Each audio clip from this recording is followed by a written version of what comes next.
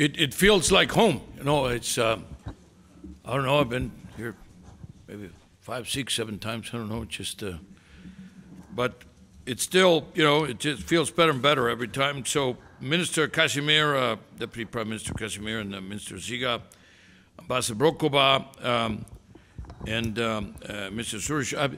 By the way, you owe me a drink because my recommendations, it says that the plenipotentiary of the Roma community should have more coordinating capacity. So you'll pay me a drink later. No. It's a little bit too early. So I'm delighted to be back in Bratislava to present the 2019 economic survey of the Slovak Republic. Now, as I told the Prime Minister, this is the full report. This is the PowerPoint report. And this is the report for Deputy Prime Ministers and Ministers, you know, thin one, little one, you know. But then, of course, the Director Generals and the deputies are going to have to taking a look at the big fat one. So the launch takes place at the beginning of a very significant year in our partnership. The Slovak Republic will be chairing the annual OECD Ministerial Council meeting this May, dedicated to harnessing digital transformation for sustainable development. It's part of this permanent presidency that Slovak has about everything, you know, just to know. So I'd like to thank the Slovak government for their excellent support throughout the preparation of this survey, as well as championing our common efforts to ensure that the digital transformation delivers on its vast potential across the economy and society, and through the leadership of the Prime Minister, who is going to open our digital summit in March. That's 3 months before the actual ministerial meeting in May. He who has been leading the charge here in the digital transformation of Slovakia itself, of course, is going to be inspiring us through his, oh, thank you very much, through his keynote speech at the launch of our report, which is after 2 years of working on this digital strategy. Now, let me start with the good news. Then come the better news. No, just this. Thanks to sustained economic growth, almost 4% on average over the last 2 decades, living standards have been catching up with the higher income countries. We expect strong growth to continue in 2019, 4.3%. The unemployment rate has fallen below 7%. That's actually historic low. Fiscal outcomes are solid. A public debt to GDP ratio is well below the OECD average and still falling. Slovakia's financial system is healthy. It has a strong bank capital and enjoys very strong liquidity also, both very important preconditions for the health of the financial system. The idea is that the financial system support the real economy, not the other way around. You know, in many countries, in the last few years, the real economies have had to rescue the financial system. And here what you have is a strong, solid financial system that is actually working in the favor of the real economy. That is a very important element.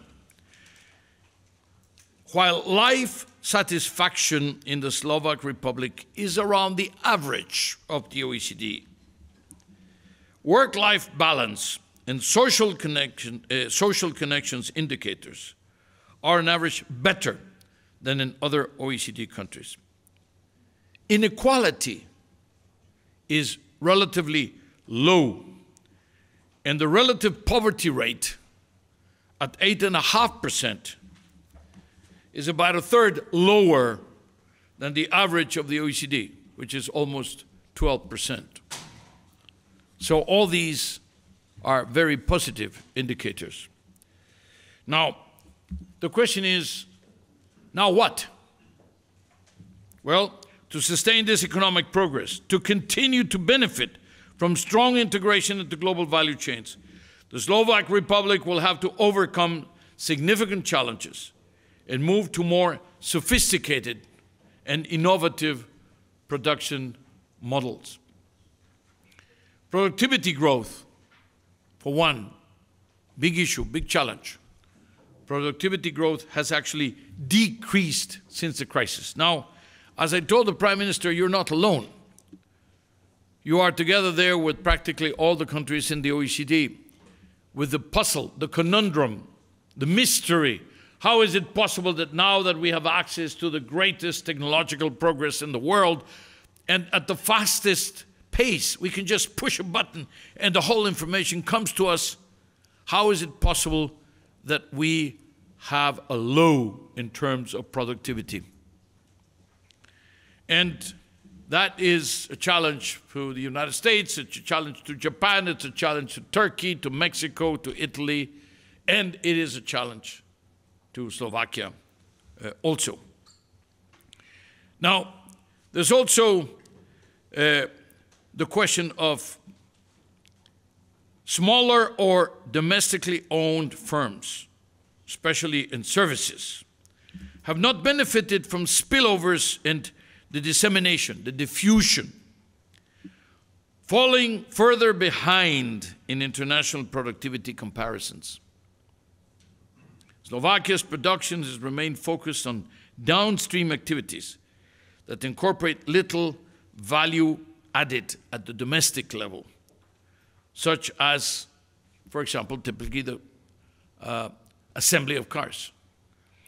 The economy is narrowly specialized in automobile, electronic industries, which makes it more vulnerable to external shocks were they to come in these sectors. I'm thinking, for example, of this threat that was made by the United States that they may put taxes on the imports of cars into the U.S. because, you know, there was an asymmetry in terms of import taxes, et cetera. And now there's a discussion, there's a negotiation. So I hope, of course, it ends up with a dismantling of the protection rather than with an increase. But again, on top of this, the Slovak workforce, this is very important. The workforce in Slovakia is insufficiently prepared for the digital challenges, for the digital transformation. Educational performance also has stagnated. In fact, in some areas, it has declined. 1/4 of the adult population is computer illiterate, and there is an acute shortage of qualified workers in the areas of ICT, computers, and electronic industries. On top of that, one third of the current jobs in Slovakia are at high risk of being displaced by automation. And roughly another third of being significantly disrupted by automation. That means they may not be displaced, but still there will be changes in the workplace. And they will feel either overqualified or underqualified, but they will suffer some disruption in their daily lives. These are very high numbers. Actually, they happen to be the highest numbers in the OECD in terms of vulnerability to technological change. To sustain its economic progress in the future, Slovakia, therefore, needs to harness the potential of all its people, strengthen the capacity to innovate, adopt new technologies, skills. Did I say skills? Reskilling, upskilling. If almost 70% of the workforce is somehow vulnerable and a third of it is threatened by the possibility of technology displacement, then the response has to be, let's empower them, let's make them less vulnerable by providing them with the skills to deal with a technology-rich work environment. This includes better adapting the skills of the workforce to the changing needs of the labor market, enhancing the business environment, improving the transport infrastructure, stimulating firms' innovations and capacities, and addressing the regional disparities. The prime ministers and the deputy prime minister were telling me about their constant trips to the different parts of the country, and where only a few hundred kilometers away you find completely different conditions, very depressed conditions. And of course, the question is how to make the country more equal in all aspects. Let me highlight some of the things that we're recommending.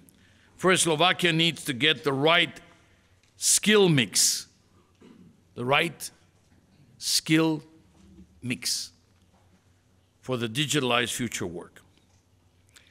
And education reform needs to be part of this. Early childhood education, better trained, and now increasingly better paid teachers are going to be necessary, are part of this transformation.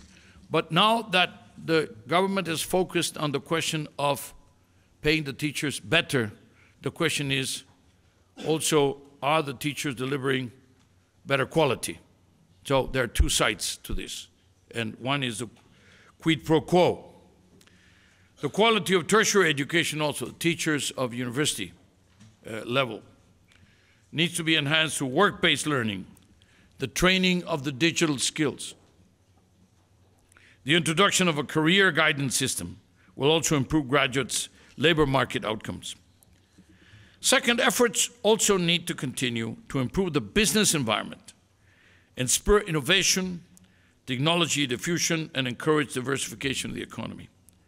To make the public administration more effective, more transparent, to eliminate unnecessary costs, and to enforce contracts. Dealing with insolvency, the government should press ahead with the reform of the judicial system, implementing the recommendations of the ongoing project that you are undertaking with the Council of Europe on the further specialization of the courts, more attention to ethics awareness among judges, more technical and legal support for the judges. All this would significantly improve the judicial system, and it would be a bonus for the ambiance, the business atmosphere, and attract more investment, etc. To encourage innovation and the transition towards a more diversified, knowledge-based economy, we also need to have a stronger research base.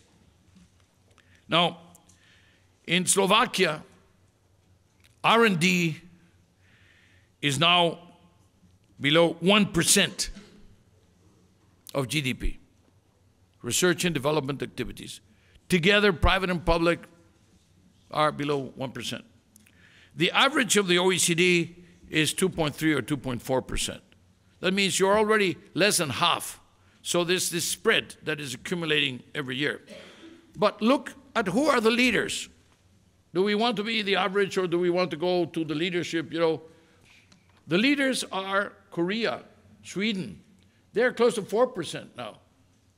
And you are less than 1%. So this 3% is accumulating every year, every year, every year. It means we are condemning ourselves to a situation where the technology is going to continue to come from elsewhere, and we are going to continue to make the things. Okay? And we're saying we need to move up the technology ladder. So basically, the question is, here you have a very, again, what we do is put a mirror in front of you, and then you look at yourself and see if you like what you see. Preferably naked, So, and if you don't like what you see, the question is, how do we change it?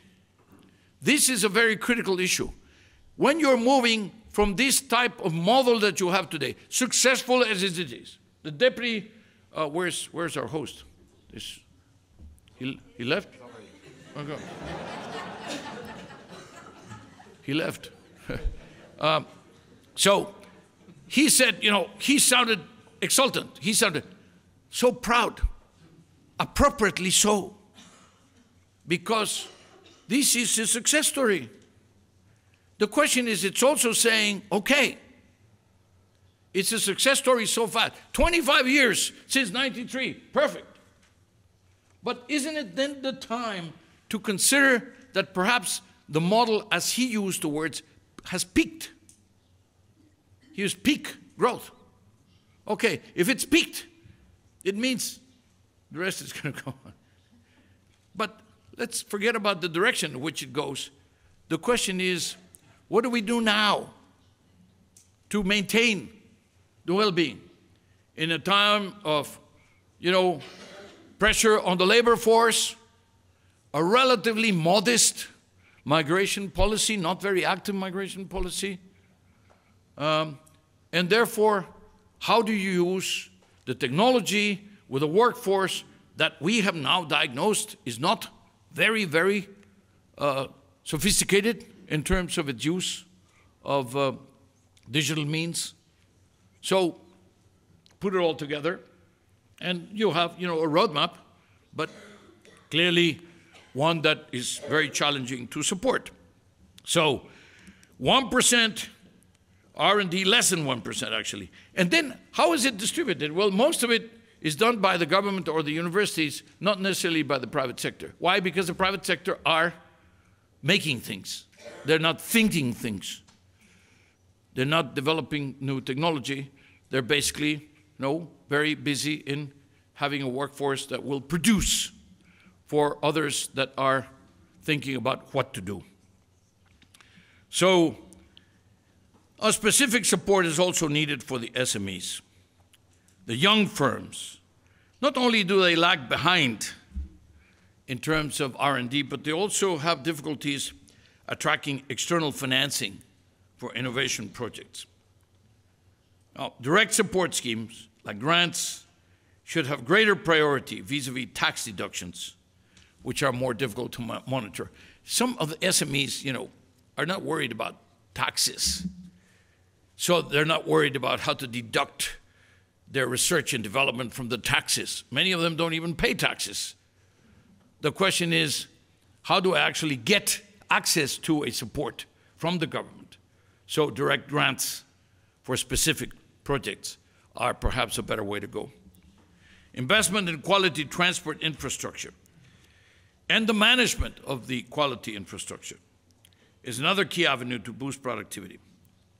It is also meant to reduce greenhouse gas emissions, foster even greater integration in global value chains, and then again and again, reduce the regional disparities between the well-connected Bratislava in the north with the less connected central and eastern parts of Slovakia.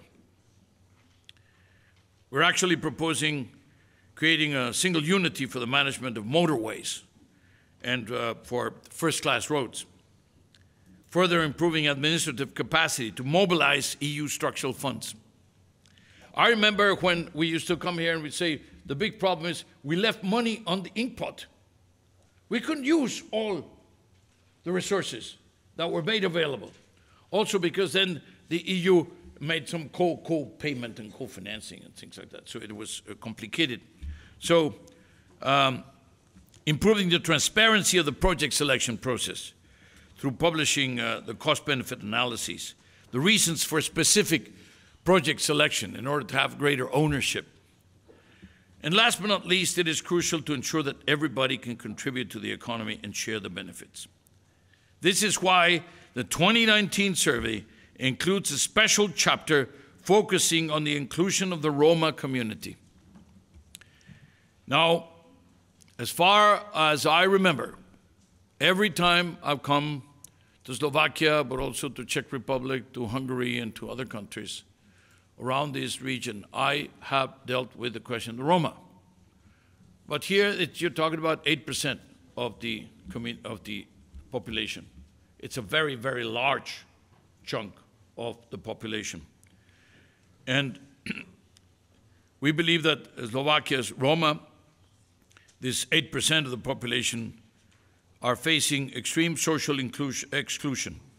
Almost 90% of Roma are at the risk of poverty or are in poverty already.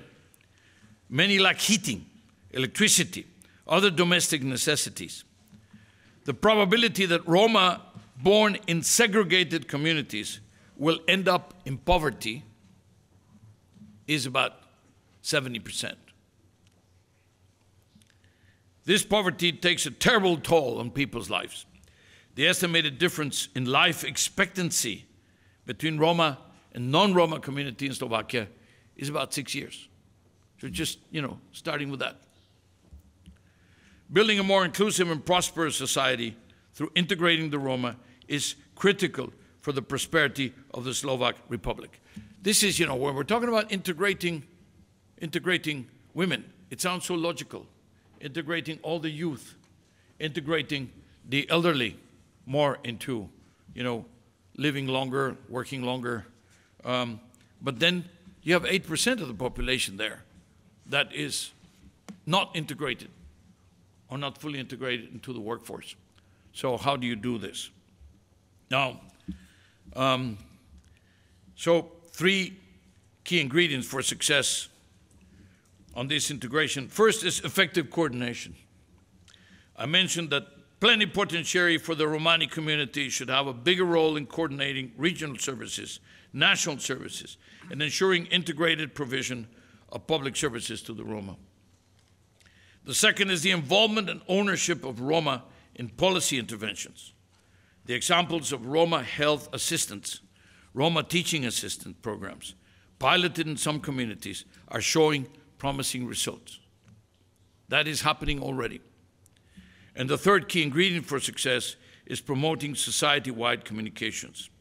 It's vital to address attitudes that can act as stumbling blocks to overcome social and economic exclusion. Here you're talking about culture, about the culture, not just about passing a law or passing a regulation or putting a program together.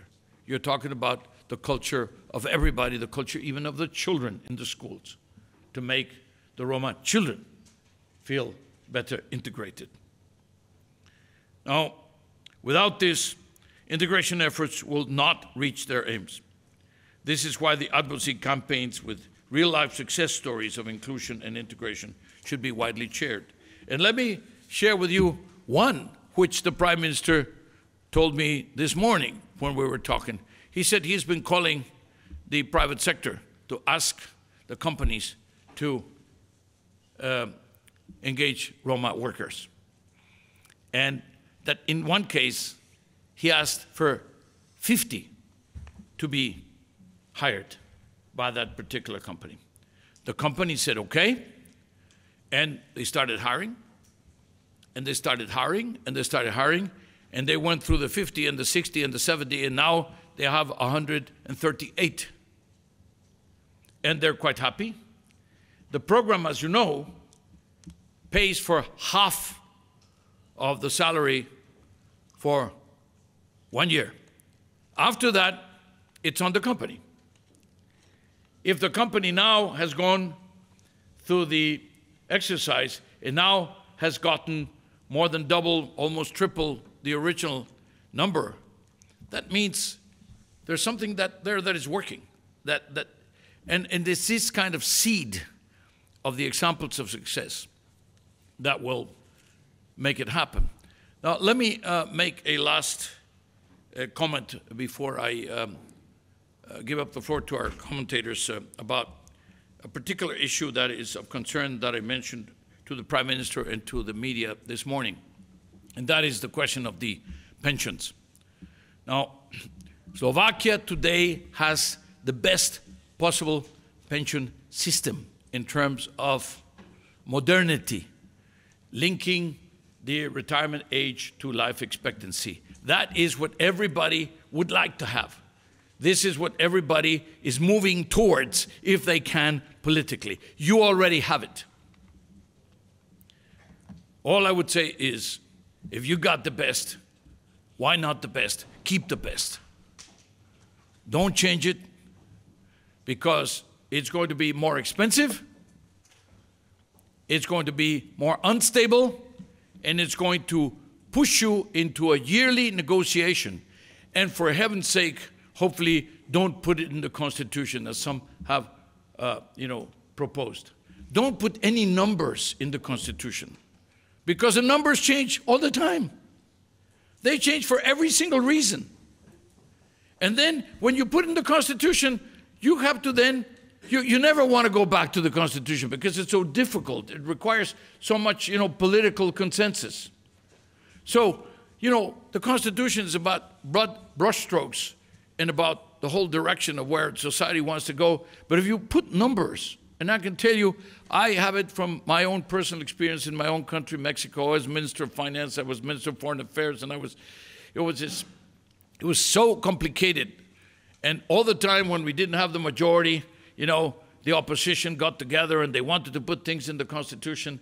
It was always very difficult, very expensive, very awkward, and introduced a lot of rigidity. But when it comes to saying, okay, why is it that women at 62 and men at 64, when right now you already have it linked to life expectancy?